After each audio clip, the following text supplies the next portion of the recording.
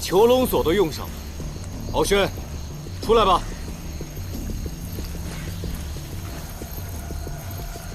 没来啊？那可不好啊。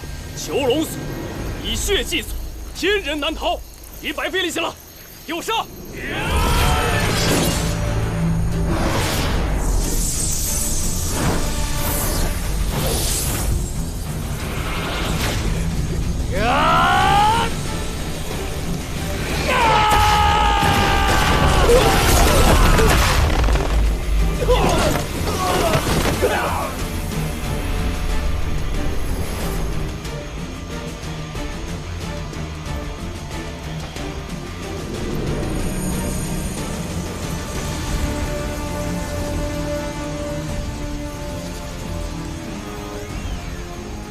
东海龙族，不过如此。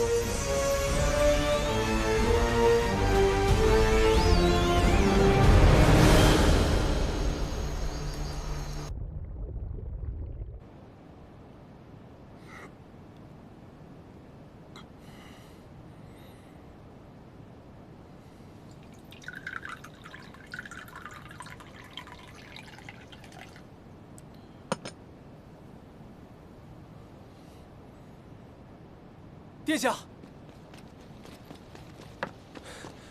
殿下，我们派过去的精锐全部都牺牲了，不过我们拿到了这个。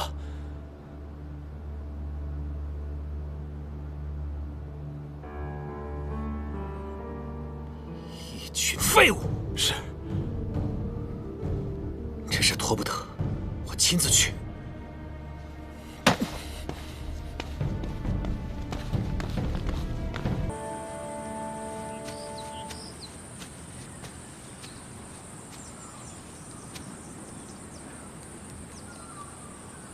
当初发现的3个捉妖法阵，其中2名捉妖师的所在地，你都去过了。如今只剩最后一个，凌霄派。严丹一定在那儿。山主，山主，丹鼠呢？他怎么没和你们一起回来？那日我和丹鼠分头行动，后来他迟迟未与大家会合，我们便寻到他最后出现的地方，发现那里只有捉妖法阵的痕迹。只怕丹鼠也落到了捉妖师的手里，还请山主一定救救他。你在这个世上活一日，龙族便不会放过你。如今你在明，他们在暗，你一个人去太冒险了。这样吧，我陪你去。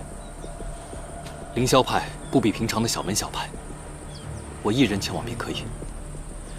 你赶快带大家回去吧。现如今，夜兰山需要你。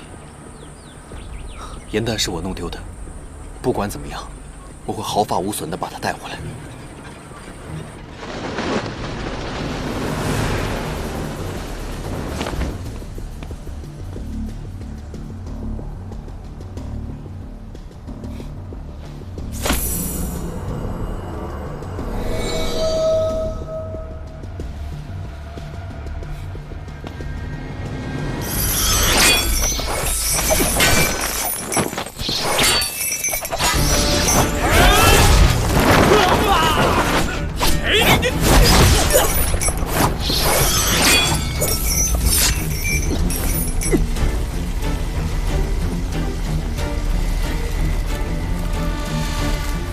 龙丹竟然不在你体内，真是天助我也！不想死，就快滚！我说过，只要你的鳞片在我手上，但凡你施法，我定能顺着灵力掌脉将你诛杀。上次是我轻敌，今天我必亲眼看着你死透！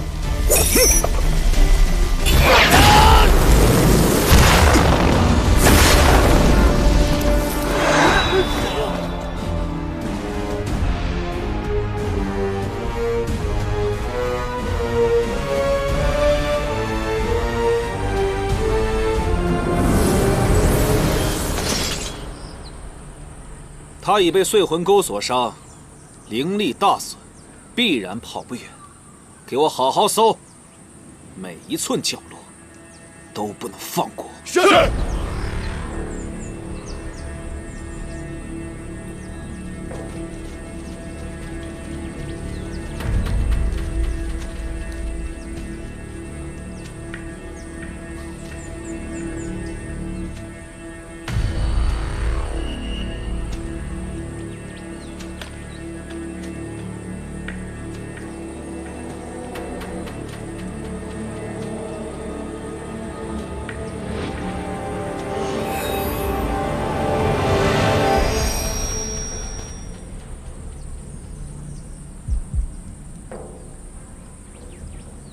我们走，去那边看看。是。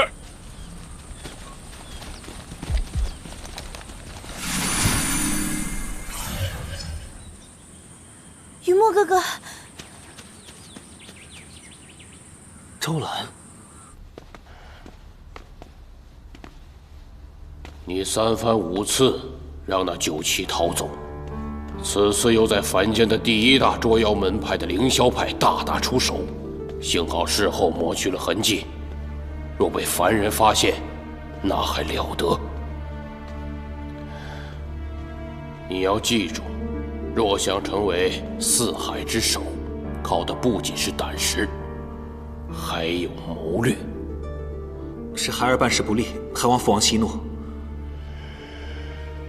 不过，我此次虽未能剿灭雨墨，可我却发现他的龙丹已逝，现在他已身受重伤。 且没有龙丹护体，孩儿可以向父王保证，一定会在半个月之内将其诛杀。好，加派人手，继续追寻九旗的下落。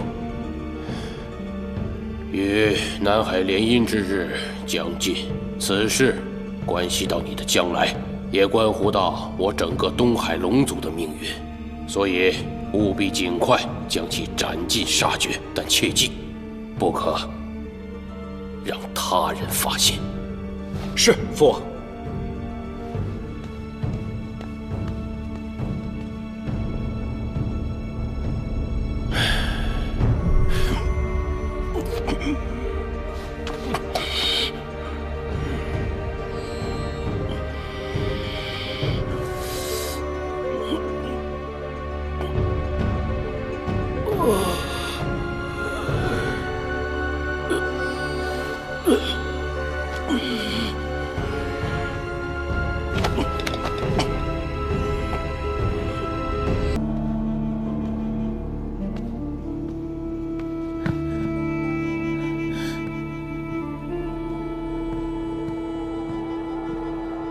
妍妍姐姐，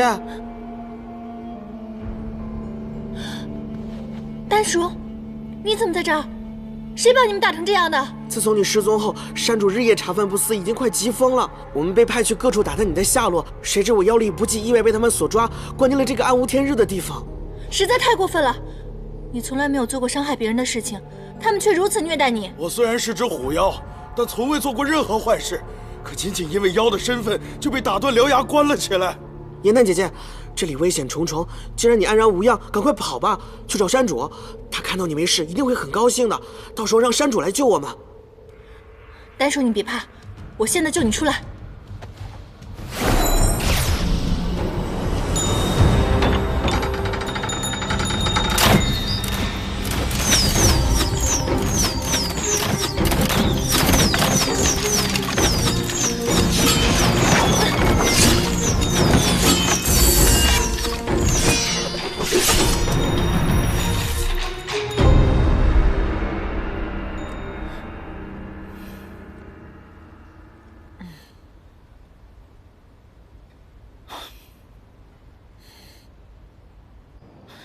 若不是我感应到了符咒被破，及时回来，你只怕就要被万箭穿心而死。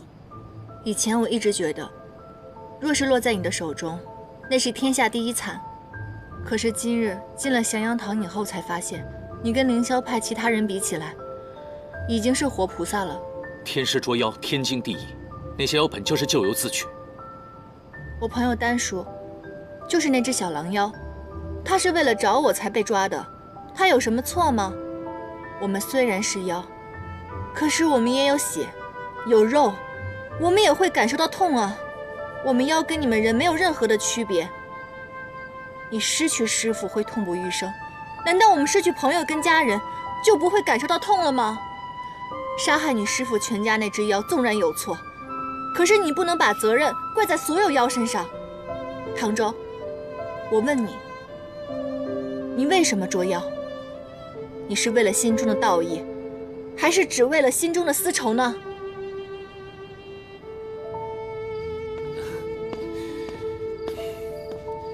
颜淡姑娘，你在屋里吗？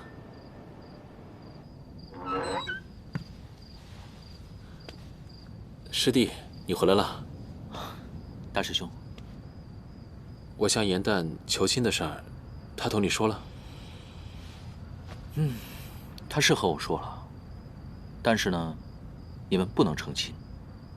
为何？你说了不算，颜淡说了才算。颜淡，我已将八字写好了，你写了吗？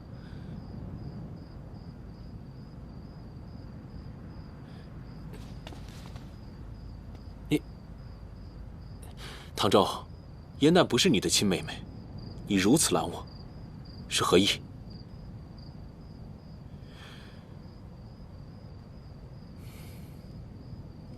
唐周，你以后是要做掌门的，就算你也对他动了心，但你们是不会有结果的。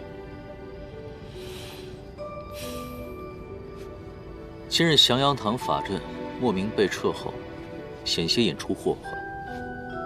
哎，你知道是谁干的吗？此事关乎师门安危，还请大师兄费心查出真相。要是被掌门察觉的话，恐怕你我二人都难辞其咎。还请大师兄不要被女色冲昏了头。我毕竟是你大师兄，你竟对我如此无礼。大师兄是来找我的，你凭什么不让我出去？难道我要继续纵容你欺骗他吗？方才你还义正言辞，但你为了自己的目的，诓骗大师兄破出降妖堂外的法阵，这难道不是利用？你明知人妖殊途，却不拒绝他对你的感情，这难道不是欺骗？首先，是你非要带我这只妖回来的；其次，我从来没有刻意要勾引过谁，是你们凡人一厢情愿，最后反而倒要怪在我们妖身上。若是你如此是非不分，那还真是人妖殊途，是我看错你了。你不用跟我说这么多，从现在开始，限你在我10步之内不能离开我的视线，除此之外哪儿也不能去。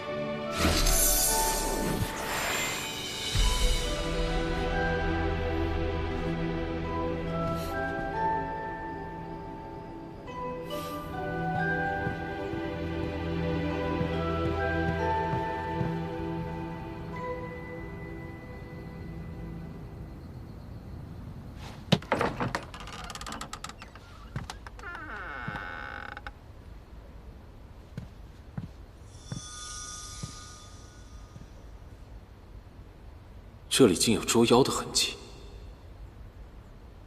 为何他未将法器呈给掌门？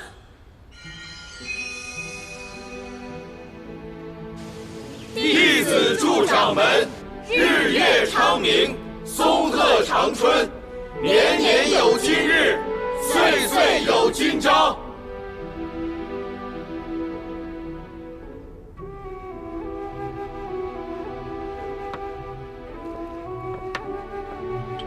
今日借寿典之机，众弟子齐聚一堂，为师甚为欣慰。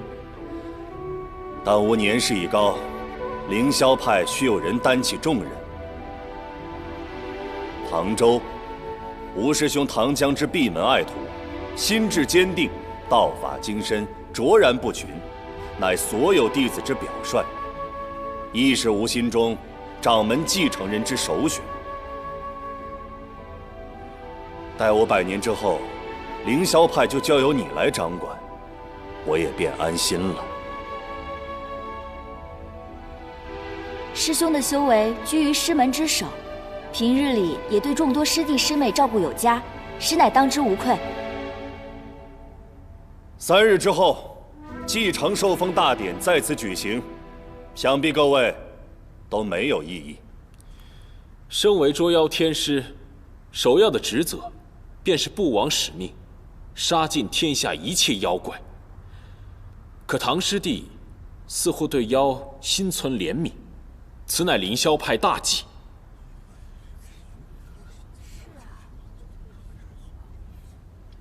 出师捉妖以来，我自认问心无愧。不知大师兄何出此言？唐州一向谨守职责，从未徇私。不知此话可有证据？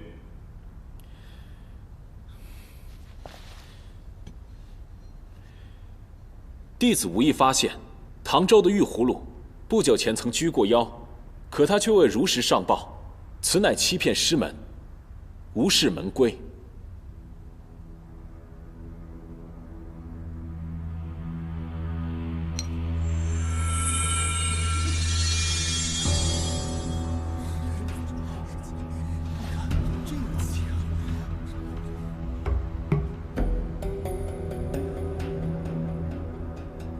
唐州，为何隐瞒不报？掌门，我相信唐州师兄的为人，这当中一定有误会。我为什么偏偏在这个时候跟他吵架？现在出了事儿，他肯定要把我给卖了呀！唐州，我凌霄派绝不允许有私放小妖、罔顾正义之举。你这样做太令吾失望了。你捉了那么多妖，为何偏偏放过这一只？看来这只妖对你来说十分重要。难道说，你与他们之间有什么见不得人的勾当？唐州，立刻说出放走小妖的去向，否则按门规严惩。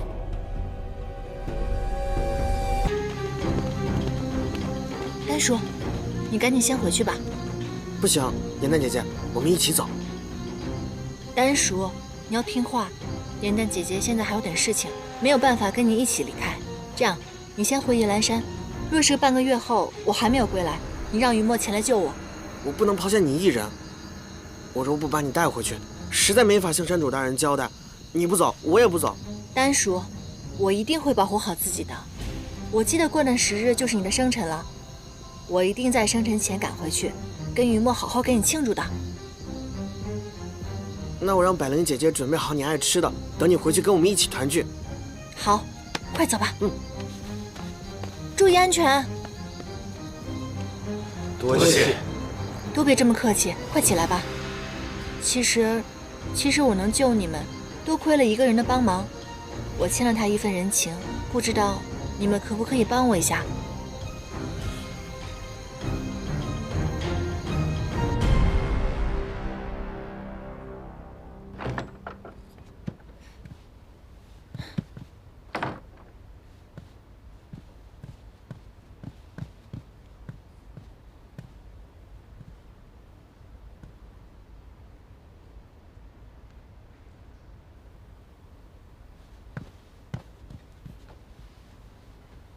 你怎么还没走？这是什么地方？你也敢进来？我们妖是知恩图报的，你是因为我才受此刑罚，我怎么可能走呢？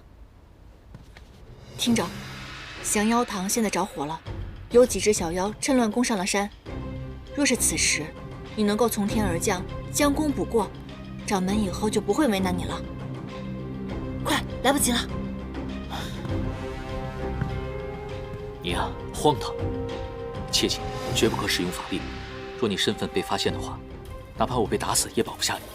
还有，你现在速去通知掌门，让我找个地方躲好。我去将功补过了。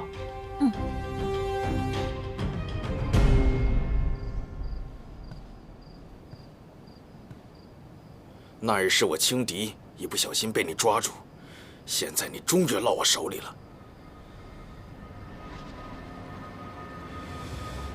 被吸走了那么多的妖力，刚好吃几个天师来补一补。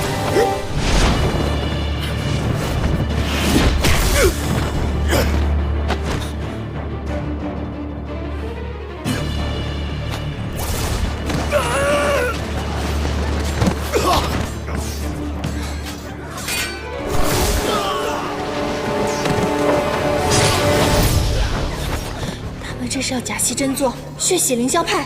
他们竟然利用我，蒙骗我，自己闯的祸，我自己解决。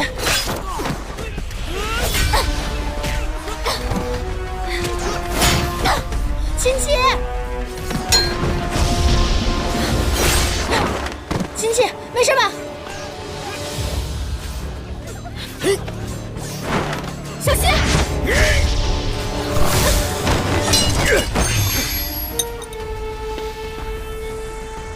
不是不让你出来的吗？我不想因为你的师兄弟全死了。这时候别管我了，赶紧收妖吧。你为什么要帮这些天师？你明明就是……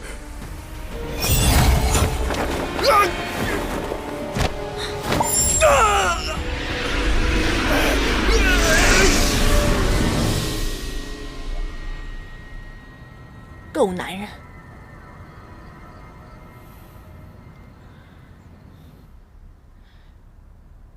前几日暴雨，意外破了降妖堂的法阵。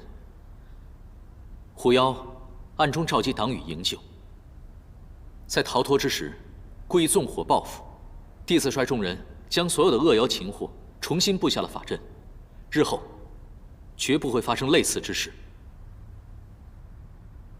你受罚之时，仍不忘师门安危，无心甚伟。今夜降妖有功，功过相抵，之前的事，既往不咎了。谢掌门。掌门，掌门明鉴。掌门，其实之前义兄根本没有犯错，他是为了保护我。在归途当中，我因为十分好奇妖到底长什么样，便趁义兄不注意时，偷偷打开了那个玉葫芦。没有想到那小妖就趁机逃跑了，所以小妖并不是义兄放的，而是我不小心放的。义兄过后答应我隐瞒此事，他是个诚信之人，言出必践，方才又救了我一命，我实在不忍让他再蒙受冤屈了。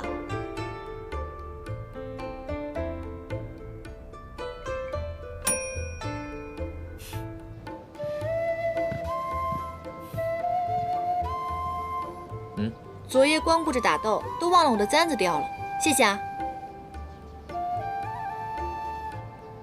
奇怪，我怎么刚刚看这簪子上面的花瓣亮了一下？当年师傅将这簪子给我的时候，说它的材质十分罕见。或许因为你是妖身，沾染了你的灵力，色泽才有了变化。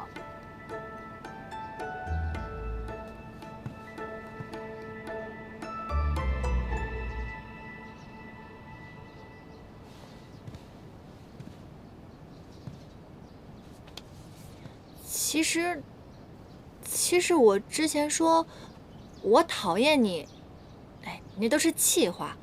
我可以看得出来，你跟其他天师不一样，你并非道貌岸然，你是个好人。好人？我忙活了一晚上，就好人这么点感想？哎呀，你那伤怎么样了？我看看好点了吗？我没事，好得很，我自己来。好啦，你之前误会了妖，我也误会了你，但是折腾了一番，你现在也知道妖有好的，我亦知道妖也有坏的，咱俩扯平了嘛。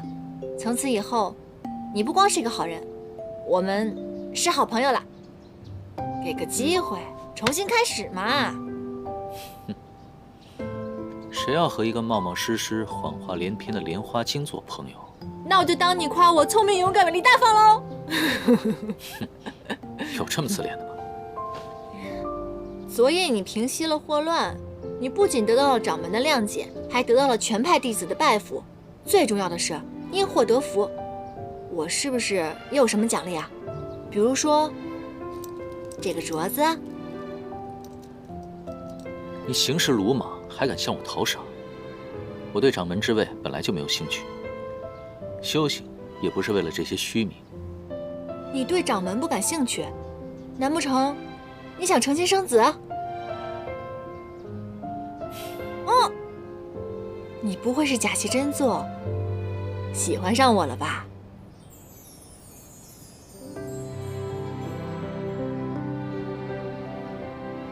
别说你是妖了，就算你是女神仙，我也不可能会喜欢你。哎，那太好喽！从此以后，咱俩一别两宽，相忘于江湖。告辞。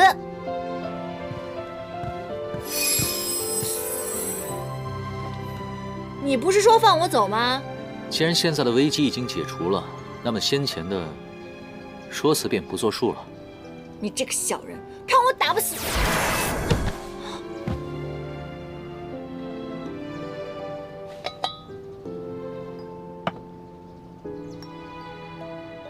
切，还说不把别人当朋友，嘴硬。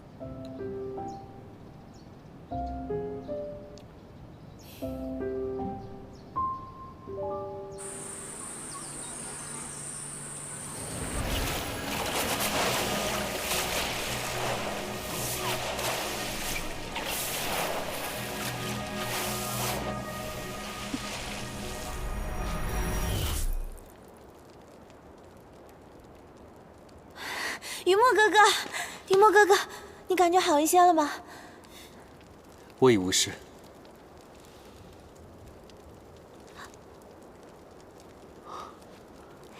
当年我在天上弯龙角神散，几近晕厥，是你用灵丹救了我一命。没想到多年之后再次见到，你又救了我一命。如此算来，我也是欠你2条性命了。雨墨哥哥，你我之间无需这般见外。当初天上一别，谁能想到，竟相隔这么久才得以见面。雨墨哥哥，你找到燕丹了吗？找到了。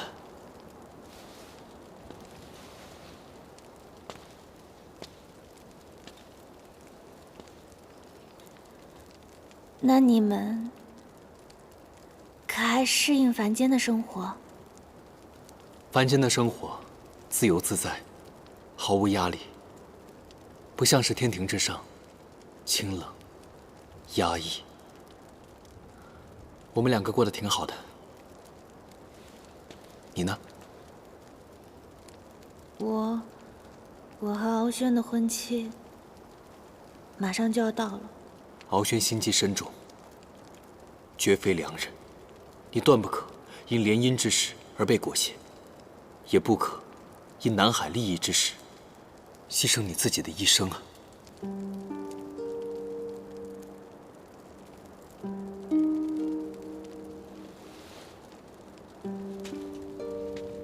谢谢你，普天之下，也只有你，能如此设身处地的为我着想了。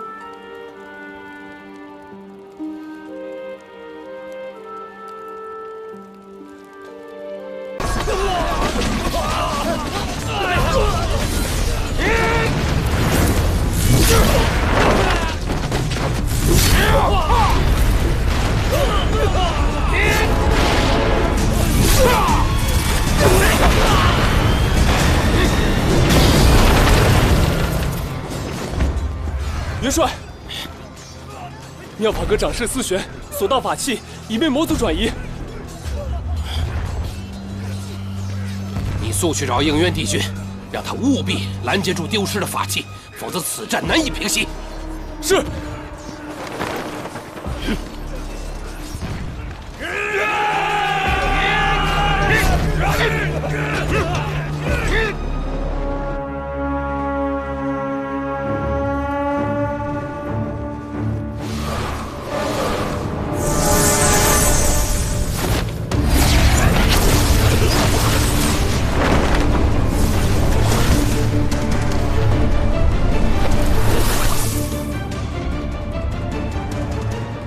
山一长老，你挑动魔族内乱，若今日交出法器，我会留你一条全尸；否则，我只能顺应天命，除魔卫道。这9重天最强的法器都在我手上，休想让我束手就擒！解阵，诛杀帝君！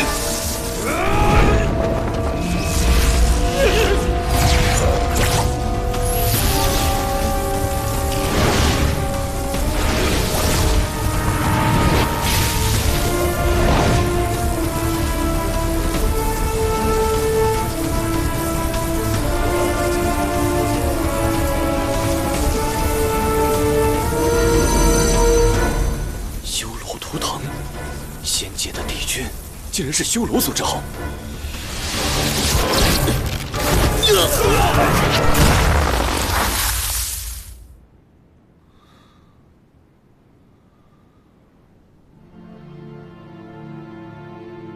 我想你的身世，今日也该告诉你了。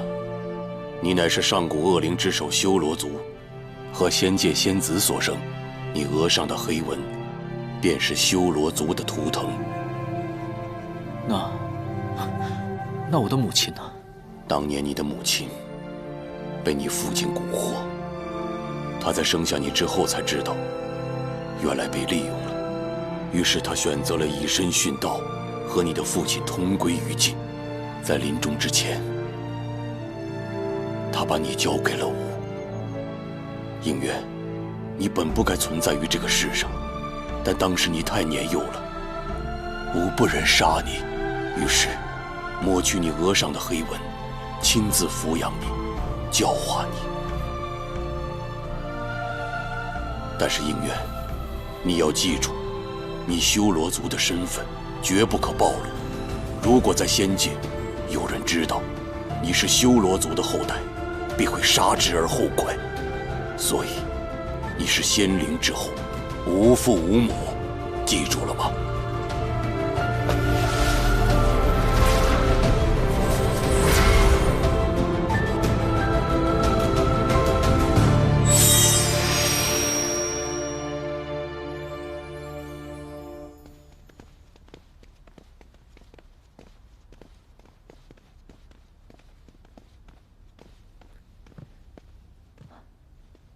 帝尊，如今魔族内乱已平，被盗法器尽数追回，已录入了妙法阁。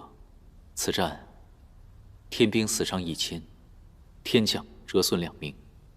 火德元帅正在天医馆探尾伤员。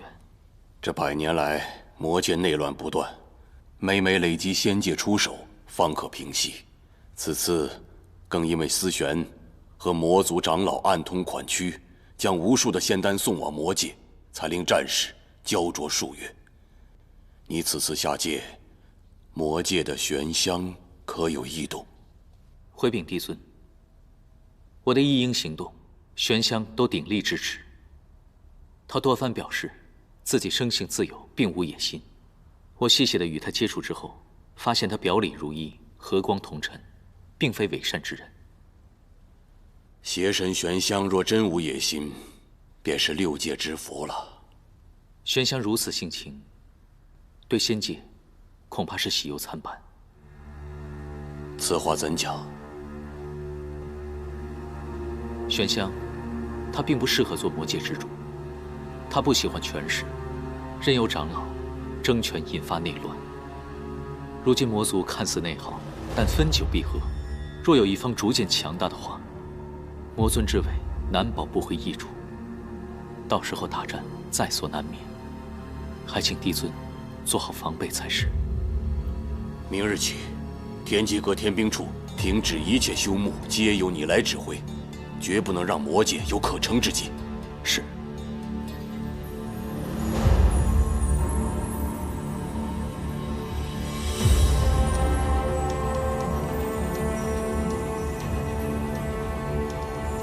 帝尊，已准备就绪。行行。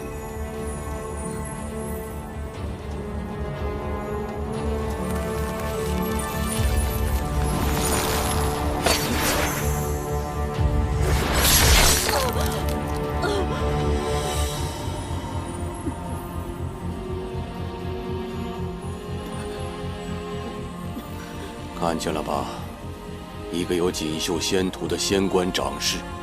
连桓清都曾向我要过此人，却因为一个情字，与魔族中人珠胎暗结，违反天条。受情罚者，若不认错，至死方歇。帝尊，思玄执手数千年，一时被蒙蔽。帝尊，可否饶恕他这次？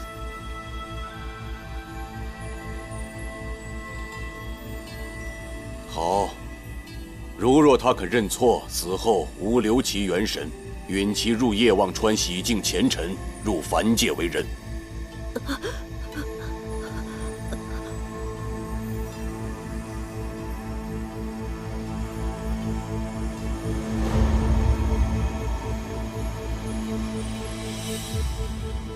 思璇，詹姨长老已死，你还有悔过的机会。爱人已死，我岂可苟且偷生？况且，明明是这天条不公，我无悔亦无错。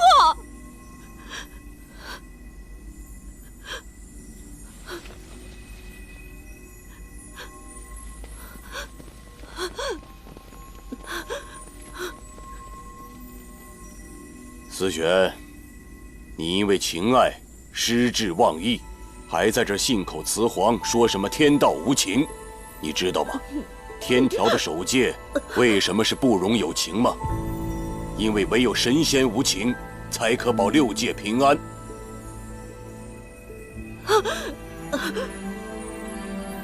应元君，看见了吧？一个情字，一旦踏错，便是万劫不复。长氏有情，便死伤千万；而如果帝君有情呢？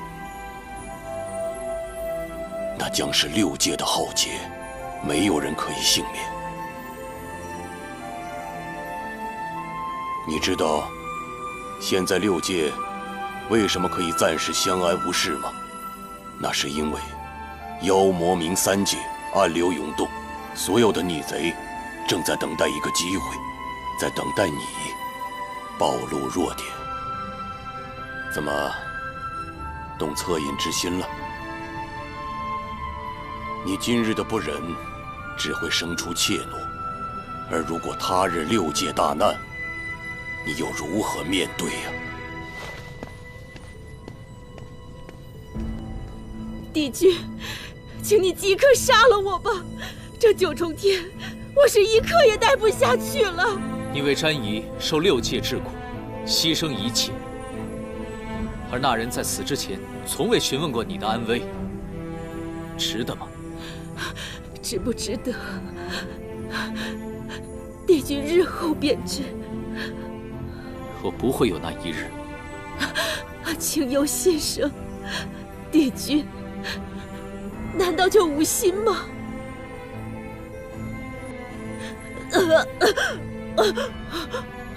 我求求你杀了我，我宁愿怀着这有情的心死去，也不愿和你们这无情之人同活。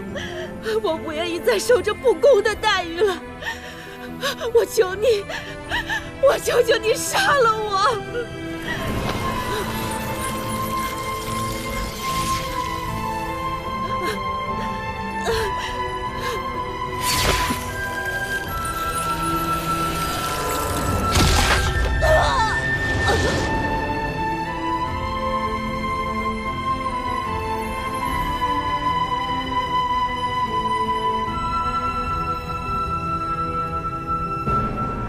情法不可违逆，我能做到的，就是保下你的一丝元神。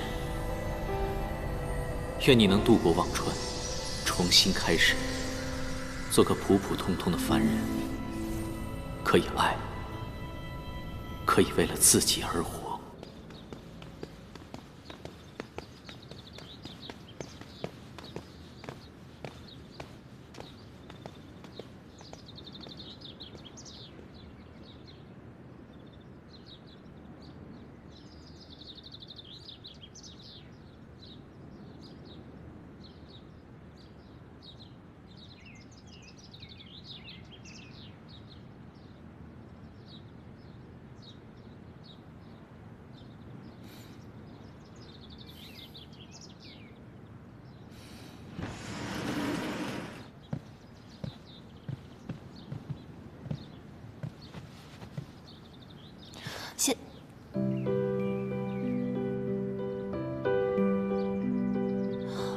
范归君，是你！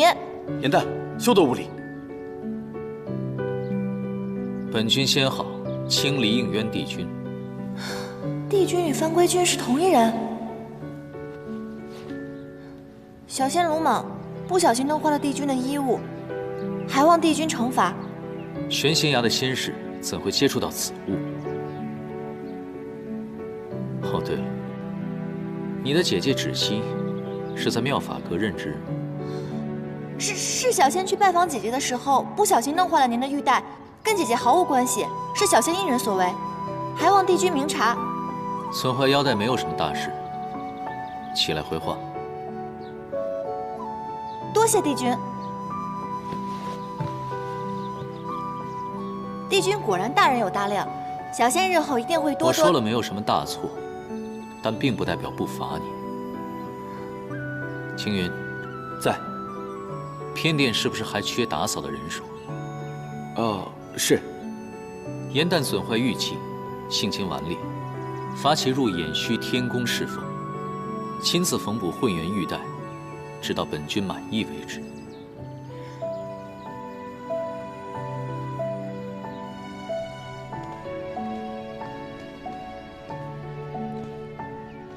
唉，仙君，您别送了。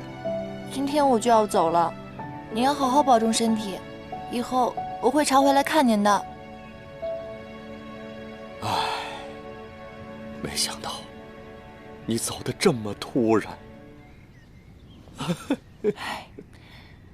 别难过了。这以后谁来帮我破解棋局啊？唉，别哭了，仙君。仙君。我在您这宫里待了200多年，难道我除了给您破棋局，没有任何地方让您舍不得吗？您这么说，我可真是太寒心了。哎，我可不是这个意思啊。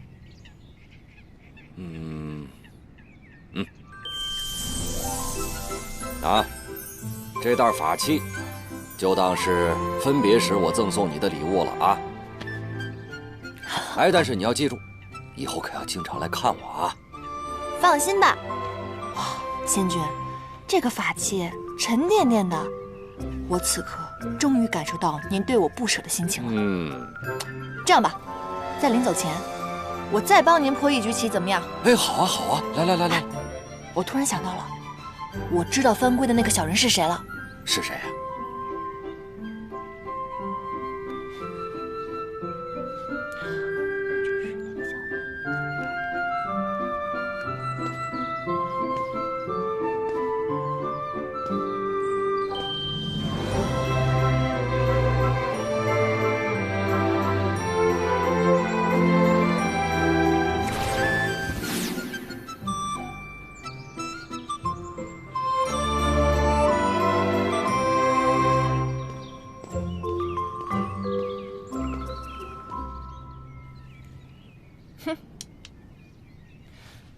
小人帝君这回总算是黔驴技穷了，这局还没有上一局难呢。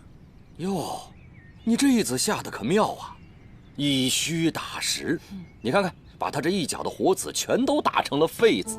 哎，你这一招是怎么想到的？下棋对我来说，要不然就是捡漏，看出对方的破绽，顺藤摸瓜；要不然就是打劫，把对方的变成自己的，变不成那就通通吃掉。往往后面那一种是非常艰难的，但是愚公移山，铁杵也能磨成针的。妙！今日本想与仙君面对面切磋棋艺，没想到竟看到忠心仙士不舍救主的场面，本君都不好意思开口要人了。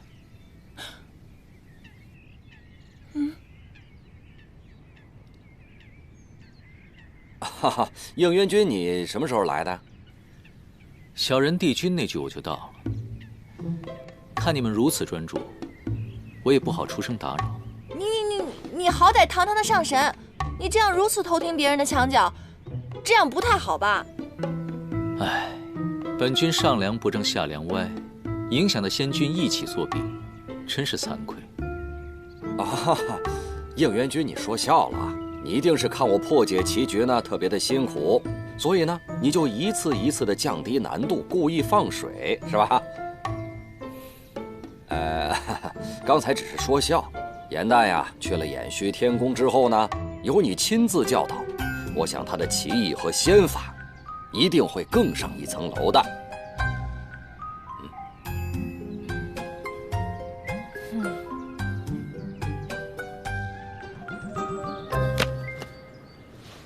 既然你的精力如此充沛，打扫偏殿实在是太大材小用了。以后呢，唐朝仙法破解棋局，自然就交给你负责了。帝君您棋艺高超，每日肯定有很多神仙来找您斗棋。如果这样的话，我难道……能者多劳啊！以后，所有人送来的棋局，自然是交给你来应付了。哼，你就是气我帮仙君破了你的局。公报私仇。是。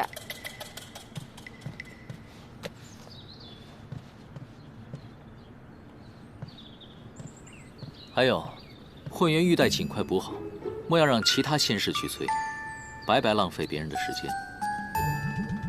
是。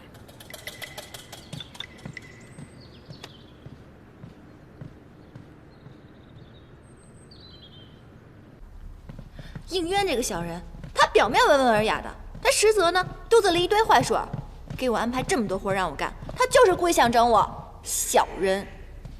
没想到众人眼中如此完美的帝君，还有这样一面，这在我心目中的形象又丰满了一些。哎，你到底跟谁一伙的你？好了，颜淡，帝君犯规不过是童趣之举，哪有你说的那么严重啊？况且他与北冥仙君对弈，外人本就不该干预。你当着他的面说他是小人，他还能一笑了之，可见他宽宏豁达，是个正人君子。芷溪，你清醒点好不好？你这是色令智昏啊你！你们知不知道延续天宫有多大？每天什么活都让我干，腰酸背痛的。还有那个书让我抄了一遍又一遍，我脑袋都快疼死了。多少人想来延续天宫还进不来呢？你有这样的福气，应该珍惜才是。哦。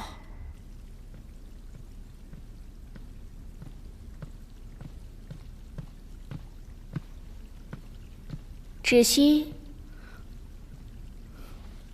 掌事。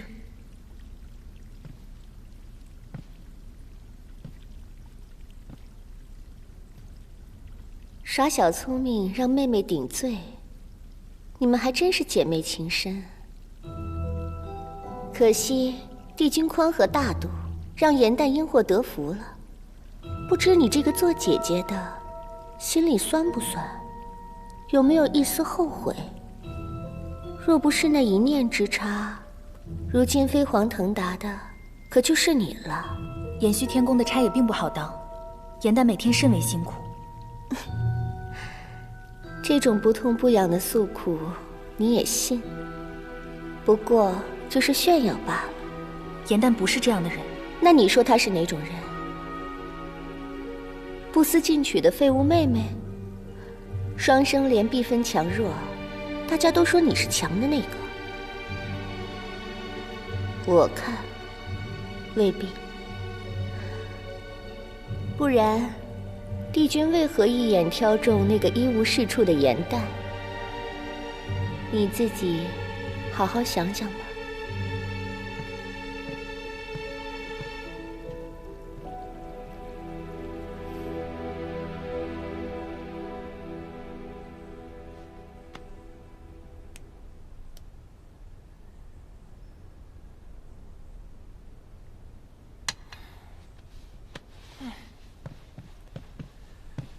颜淡，你最近神神秘秘的，还不告诉我你写了什么？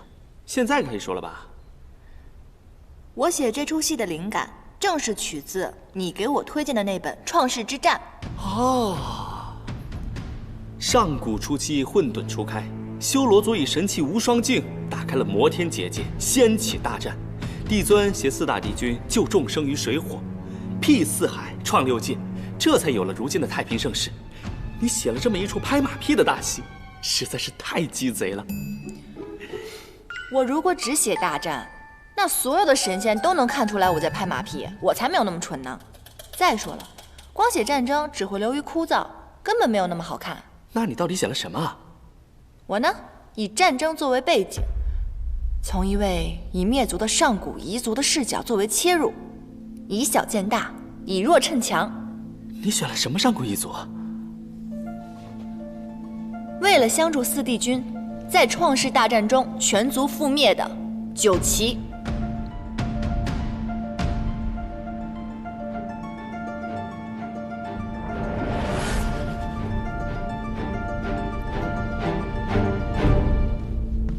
你竟然翻出了九旗！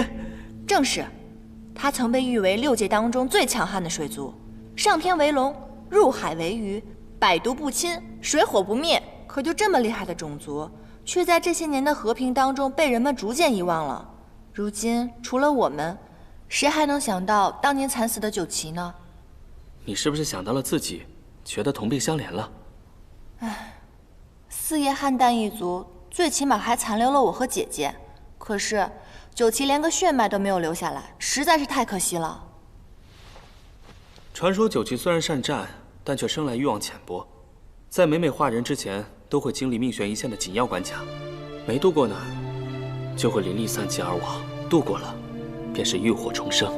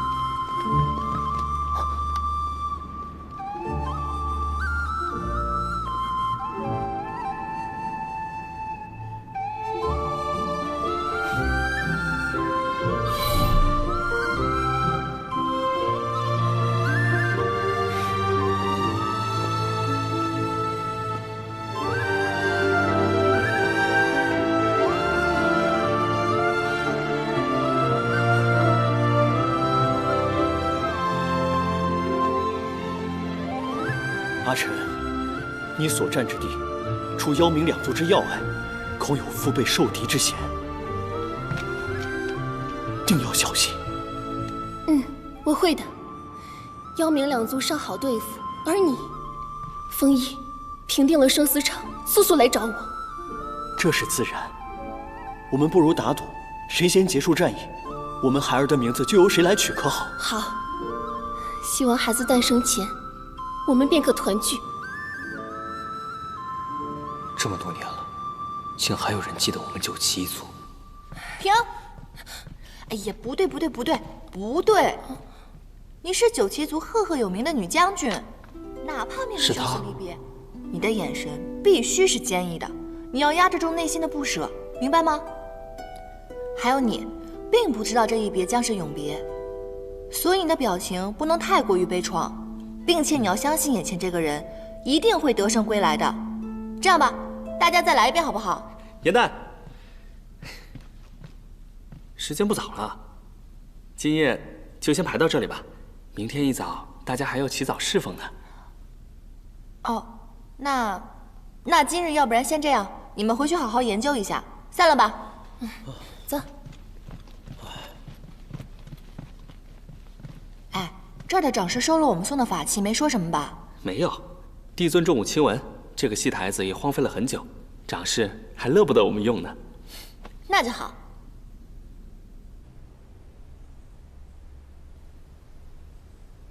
唉，这第一章是写九旗两位将军的生离，最后一章是写他们二人的死别。啊，也不知道中间四帝君的戏份该如何写。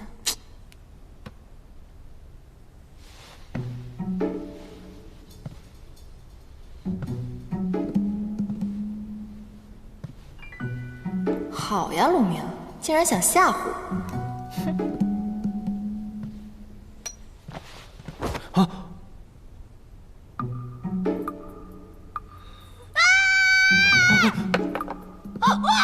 我的戏码！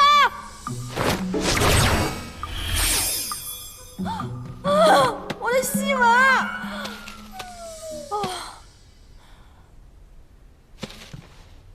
兄台，你哪位啊？你为什么半夜来我房间？还会水系仙法。你说，你干嘛的？不说是吧？好，你不说的话，我现在喊天明抓你了。天！我呢，只是一个刚刚偷偷化成人身的一个黑羽小仙而已。啊，我是无意间误打误撞的走进披香殿，看见你们正在排戏，我觉得很有趣，我又想知道后续发展的情况，就偷偷溜了进来。我只是想看看后面的戏文是怎么写的。刚化成人形就长这么大？原来是水族，怪不得能灭火。所以你刚刚说的那些，就是你帮我抢救戏文的原因喽？啊。看来你这条小黑鱼还算有良心嘛。我之前认识的那条就没有你这么有良心了。看你的装饰吧，确实不像什么仙君仙士，所以你跟我来，当真是因为觉得我戏写得好？是啊。乾隆尊还有尊后的故事，我也很想知道后面到底发展的怎么样了。哦，对了，九旗呢本来是我们的四海龙尊，我很想知道他们接下来的情况。你居然知道九旗？哦，我以为现在除了我，没有人知道九旗了呢。小伙子，有眼光啊！叫什么名字啊？我还没有名字。连名字都没有，看来他定是身份微末，处事艰难。是这样的啊，今天你遇上我，算是你的幸运。以后跟着我吧，只要有我在，保证带你吃香喝辣，做一个快活神仙，怎么样？若非是他在我渡关的危急时刻献出真身相救，我必不会这么顺利的成功化人。既然如此，就算做个跟班也无妨了。怎么样？考虑好了吗？当真如此？当真如此啊！你不是还没有名字吗？啊，让我来帮你取一个吧，等着啊。哎，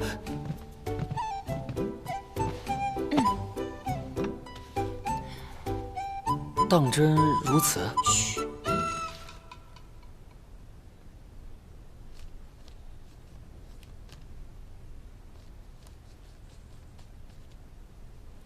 好了。这个名字竟然还不错，是吧？于墨。我明明写的是于黑土啊！啊？不是你说的吗？你刚刚从小黑鱼幻化成人形，所以我觉得黑土很适合你。不，这名字未免也太土了吧？还是于墨好听一点。你看啊，是命运让我们相遇，又是缘分让我来看错这两个字，所以我决定往后还是叫于墨吧。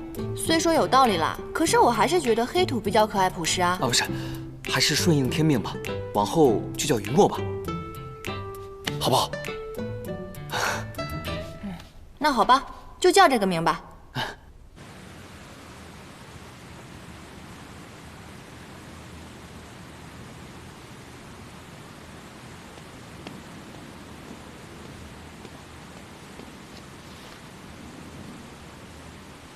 帝君，严旦求见。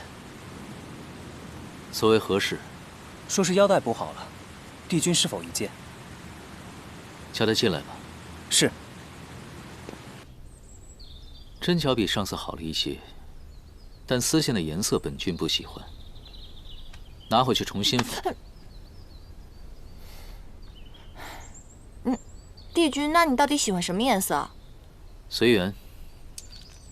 帝君，您不是着急带吗？我想的是，您把要求说得详细点，这样我就不会日日来打扰了。虽然急，但宁缺毋滥，反正你日后也要天天来。天天来？过来，破局。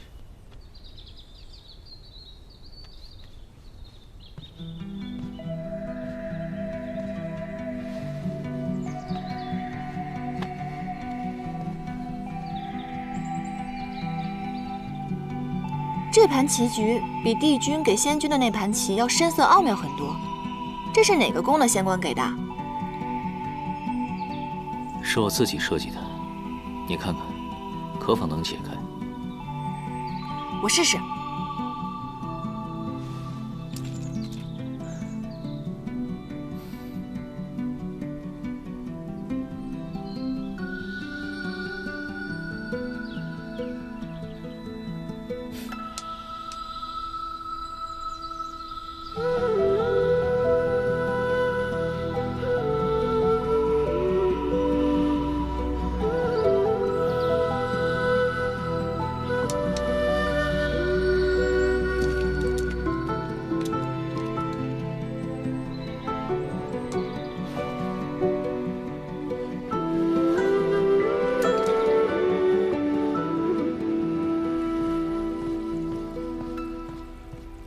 哎，这9重天的食材啊，可都是可以滋补灵力的，吃吧。刚才我进来的时候就说了，我绝对不干偷鸡摸狗的勾当，你还偏要我坐在这儿。切，假正经。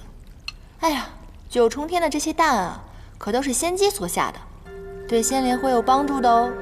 当真不吃？那我也不吃，我说不吃就……敬酒不吃吃罚酒。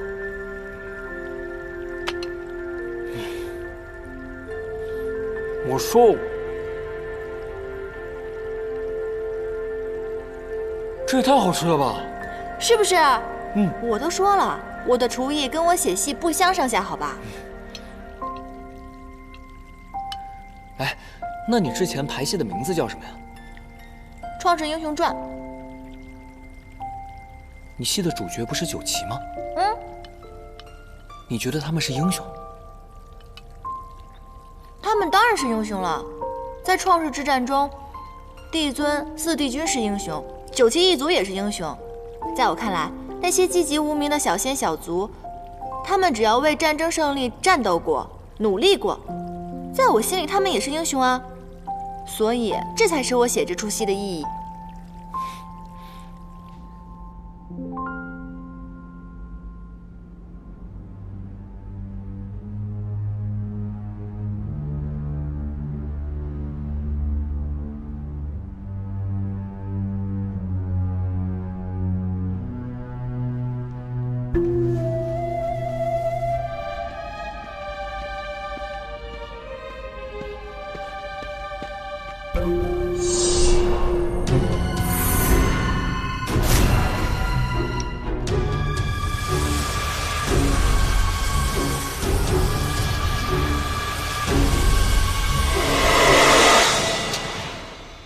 真是不查不知道，一查吓一跳。原来地崖上那棵昆仑神树，竟然是创世之战后挪移过来的。神族与魔族仅是一线之隔，而且此树灵力太过强盛，4帝君肯定是觉得不宜长期种在魔族，一方以后难以控制。反正我是无法体验大战时那种惨烈了。不过那棵神树，咱们倒是可以去看看。哎，我正有此意。不可！昆仑神树是靠吸收灵力为生的，若是不小心被它捆住，几百年的修为就要废掉。况且，地崖是9重天的禁地，若是被抓住了，可是要受罚的，知道吗？快点，快点！救命啊！救命啊！2位仙友，救救我！你是哪宫的小仙官啊？你怎么被这神树给捆住了？我一时贪玩，误闯了禁地，没想到就被这棵树给缠了。可是古籍上记载，只有对此树施了灵力，它才会主动攻击。你又为何偷偷在此施法呢？我怎么知道这么多？我只是看叶子好看，想取回一片拿回去做书签罢了。小心，他骗我们。啊？你骗得了别人，骗不了我。你刚刚在撒谎，那树上有刀痕，是不是你弄的？昆仑神树的枝叶既可以制毒，又可以制成灵丹，你一定是偷偷到此的。说，你是哪个宫的仙士？说。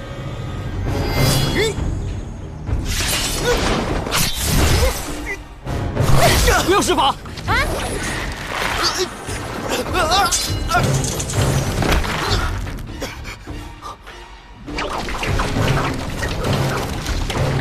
小心！